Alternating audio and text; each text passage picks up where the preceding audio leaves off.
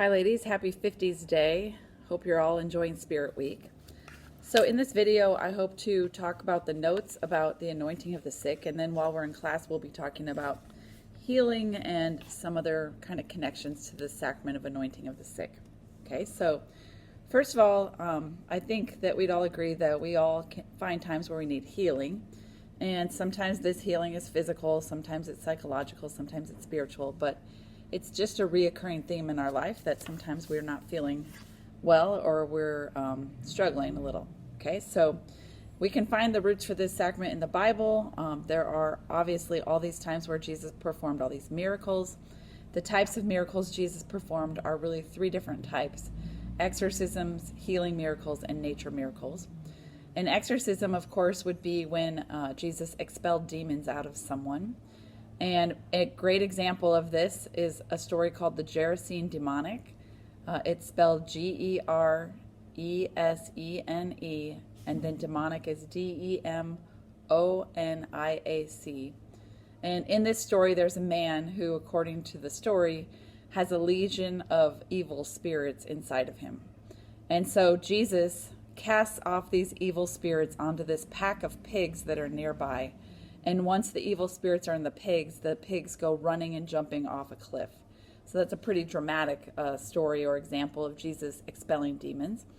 And also Mary Magdalene in the scriptures, the way that she even came to know Jesus was because, according to the story, he expelled 7 demons from her. Exorcisms still happen today. They are not usually like the movie The Exorcist with someone's head spinning on their shoulders. But sometimes they're more like a house blessing or maybe a healing, like a anointing of the sick on someone who's struggling mentally. But they still might call them an exorcism. Of course, there are lots of healing miracles in the Bible also, and some examples of that might be, like Jesus helping the woman who's been hemorrhaging for 12 years, or healing the blind man, or healing the lame man. So there you can see all sorts of physical healings that happen with the help of Jesus.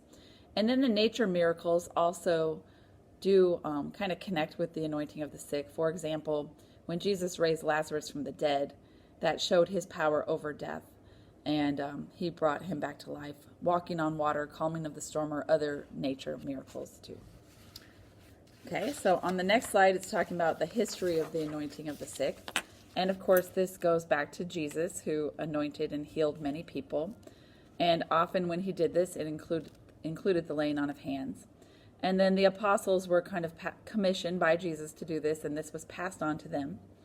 And when they did this, they used oil and the laying on of hands, which are still part of this sacrament today. These are the symbols used in the sacrament, the oil and the laying on of hands. And we know this happened in the early church because the letter that James wrote mentions some healings that were done with the oil and the laying on of hands. And of course, oil represents healing because some oils were medicinal, and it also kind of represented preparing for battle.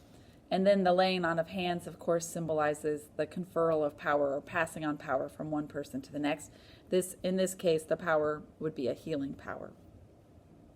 Before Vatican II, this sacrament was called extreme unction, also considered to be used just when someone was dying, so usually just at the end of someone's life. And then, of course, we talked about this with the Eucharist, but viaticum was what we called the Eucharist if they were receiving it as part of their last rites. That was also another name for the sacrament, last rites. But of course, Vatican II kind of updated that and added in a couple more rites or a couple other scenarios where people might receive the anointing of the sick. So today, someone might receive anointing of the sick still in an emergency situation like a car accident or on the battlefield. And this would be kind of an abbreviated version of it. Someone might receive anointing of the sick at their deathbed.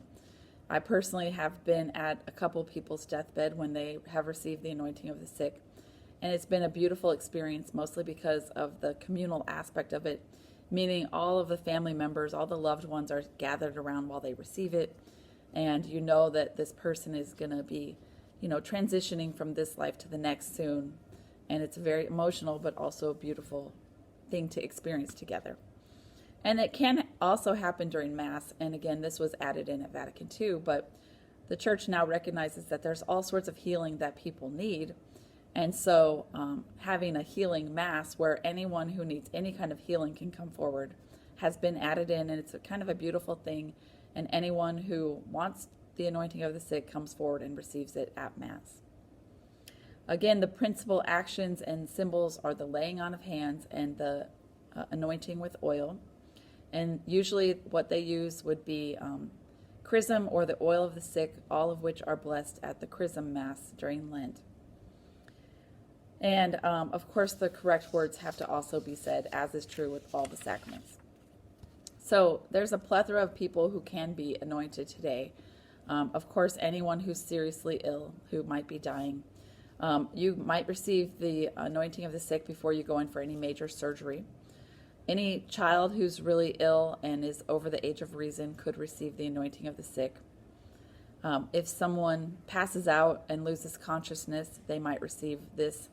A priest can do a blessing over someone who's already dead. This might happen if the person died suddenly and there wasn't time to get a priest. And then if you come upon someone and you're not sure if they're dead, then they might also give them the anointing of the sick. And I think I mentioned this before, but in my wallet, I have a card that I've written on it. I'm a Catholic. In the case of an emergency, please call a priest. And everyone could do that. And that way you make it known that you would want to receive this sacrament if there were any chance of your death. And my lights just went off, but I'm going to keep going. So there's three rites for the Mass, three rites for the anointing of the sick. One of them is outside of Mass, which obviously usually happens either in a person's home or a hospital room. There's the rite of emergencies. Again, this might be used right before a platoon goes to battle, or let's say people are trapped in like a burning building or something like that, and there happens to be a priest there. Any kind of emergency situation, they could do an anointing of the sick. And then, of course, there is the new rite that was added at Vatican II for an anointing that happens as part of a Mass. All three of these rites could possibly be prefaced with reconciliation. Someone could receive reconciliation in conjunction with these, if they are conscious enough, if they are able. And this sacrament has some great effects on people. One of those effects is that it unites the person with Jesus, especially at the end of their life. This is very powerful. It gives a person a sense of peace, some courage, maybe fills them with some strength in the end days, or maybe it gives them strength as they're dealing with a chronic illness or something like that. If they do receive reconciliation, this can come with a forgiveness of sins. And even if they don't, and let's say the priest is anointing them when they're unconscious, they're still praying that any of their sins be forgiven. And it's just a nice way to bridge from this life to the next life, to have this sacrament at the end of your life. You can receive it multiple times. And in the Catechism, when you read that section, it talked about Christ the physician, that this is an image of Jesus, and this image is especially, looked at or imagined while this sacrament is happening, that the priest, acting as Christ, is healing you just like he healed all those people in the New Testament. And as a Catholic institution, healing is something we've been very committed to, and the last slide has some examples of this. As I'm sure you know, there's a lot of Catholic hospitals, and a lot of the Catholic orders are dedicated to being doctors and nurses and tending to the sick and healing the sick. In 1728, the first Catholic hospital was built in New Orleans. And another example would be Mother Frances Cabrini, who's a saint. Frances Cabrini came over from Italy and was supposed to sort of minister to the orphans that, these were people whose parents came over on ships, but the parents died in the process and the kids ended up orphans. So she was sent to kind of minister to those people, but when she got to New York, it was clear that they needed a Catholic hospital in New York, and she helped start that hospital. Mother Alfred Moses is the person who's credited with starting the Mayo Clinic. The Mayo Clinic is in Rochester, Minnesota, and many people go to the Mayo Clinic if they have any kind of rare form of an illness, or they're kind of in a dire situation and local doctors don't know exactly what to do. My sister, when she was diagnosed with cancer, she did go to the Mayo Clinic for like a second opinion and some suggestions for treatment of her cancer.